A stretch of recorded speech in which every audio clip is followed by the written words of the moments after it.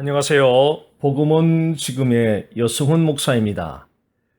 한국은 5월 첫 주일부터 예배당 예배가 다시 개방이 되었습니다. 아직 코로나 바이러스 사태가 여전히 진행 중에 있는 관계로 예배당 예배에 나오지 못한 교인들도 꽤 있는 것 같습니다. 그러나 코로나 바이러스가 진행 중에 있는 이유 외에 온라인 예배로 예배당에서 예배를 대체하려는 사람들의 움직임도 한몫을 하고 있는 것 같습니다. 이런 흐름을 조기에 차단하고 예배를 속히 회복시키기 위해서 새 에덴 교회 소광석 목사님이 발빠르게 움직이고 계신 것 같습니다. 지난 4월 27일에는 한국교회 세움 세미나를 개최를 했고요. 5월 3일 주일은 보랏빛 초청 주일로 정하고 5월 12일 주일은 보랏빛 사랑 주일로, 5월 17일은 디데이 주일로, 5월 24일은 전체 한국 교회의 공적 디데이, 슈퍼 선데이로 계획하고 실행해 가고 있는 것 같습니다. 몸이 10개라도 모자랄 정도로 한국 교회를 위해서 분주하게 헌신하시는 소광석 목사님께 뜨거운 응원의 박수를 보내드리고 싶습니다. 이곳 이민교회들도 예배당 예배가 개방되었을 때 교인들의 예배 출석률에 대해서 우려하는 목소리들이 적잖게 들려오고 있습니다.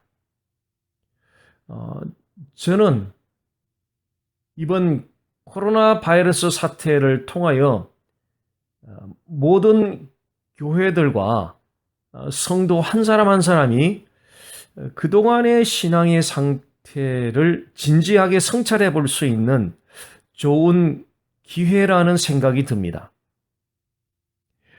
교인들의 낮은 예배당 예배 출석률에 대한 우려 속에서 출석률을 북돋우기 위한 여러 가지 전략들을 짜는 것 못지않게 절실히 필요한 것이 있습니다. 그것은 그동안의 교회 사역에 대한 진지한 성찰입니다. 속도보다 중요한 것은 방향이라는 말이 있지 않습니까? 방향이 잘못 잡히면 속도는 아무리 빨리 가도 결국에는 아무런 유익이 되지 않습니다. 조금 더디더라도 방향부터 바르게 잡아야 합니다. 방향이 바르게 잡히면 속도는 그때부터 내는 것입니다. 방향은 성경을 통하여 보여주는 주님이 원하시는 길입니다. 주님이 원하시는 방향을 붙잡기 위해서 먼저 성찰의 시간이 필요합니다. 이런 세미나가 한 번쯤 준비되면 어떻겠습니까? 코로나 바이러스 사태 이전까지의 한국 교회의 신앙 성찰을 위한 세미나, 이런 세미나 어떻습니까? 흙이 묻은 손으로 하얀 와이셔츠에 먼지를 털어낸다고 가정해 보십시오. 흙이 묻은 손으로 와이셔츠를 털어낼수록 그 와이셔츠는 더욱 더러워질 것입니다. 진지한 성찰 없이 전략을 찾는 것은 흙이 묻은 손으로 와이셔츠의 먼지를 털어내려고 하는 것과 같은 것입니다. 예수님은 제자들에게 자신에 대하여 누구로 생각하는지 물어보았습니다. 예수님의 질문에 대하여 제자 베드로가 이렇게 대답했습니다.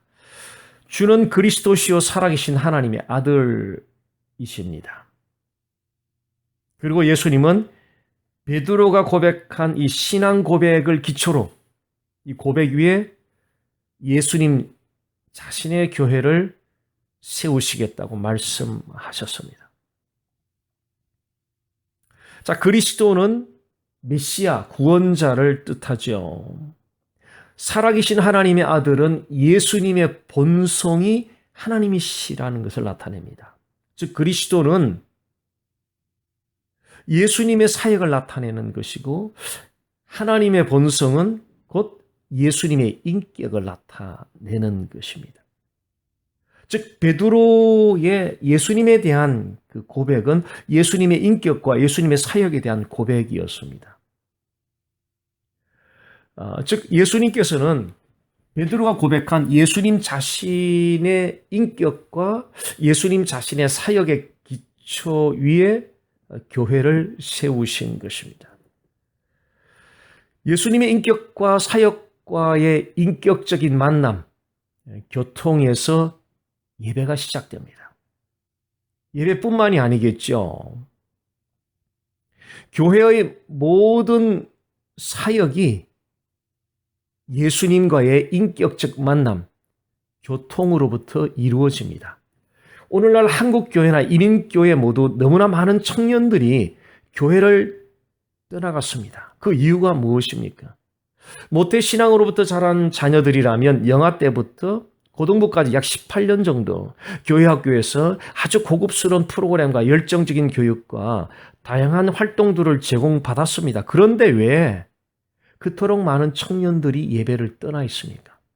이 질문에 대한 진지한 성찰은 코로나 바이러스 사태 이후를 대비하는 예배 회복을 꿈꾸는 한국교회에 분명 좋은 길잡이가 될 수 있을 것입니다.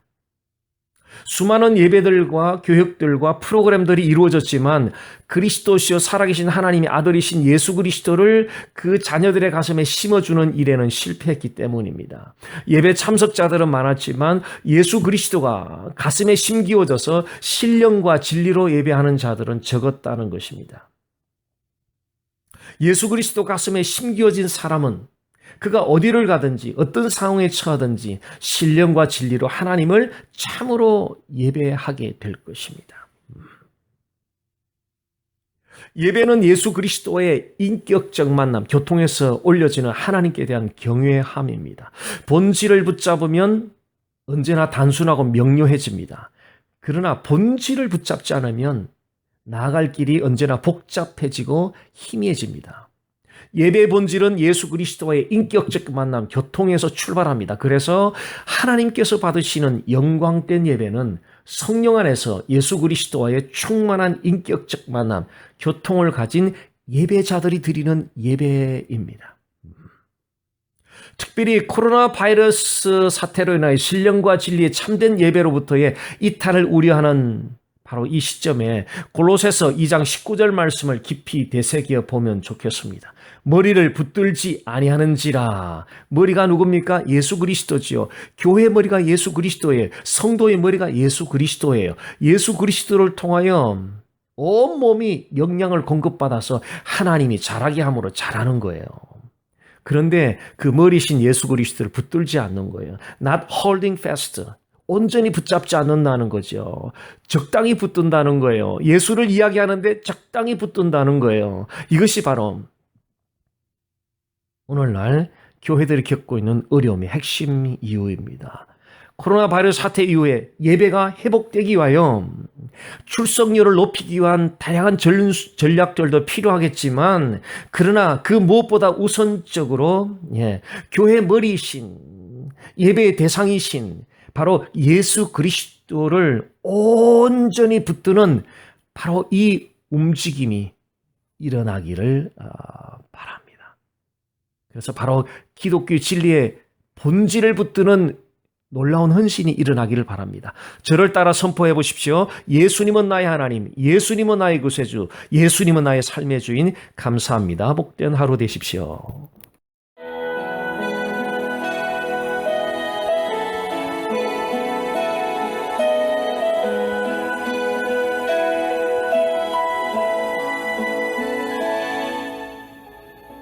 지금까지 베이커스필드 아름다운 교회 여승훈 목사님께서 말씀해 주셨습니다.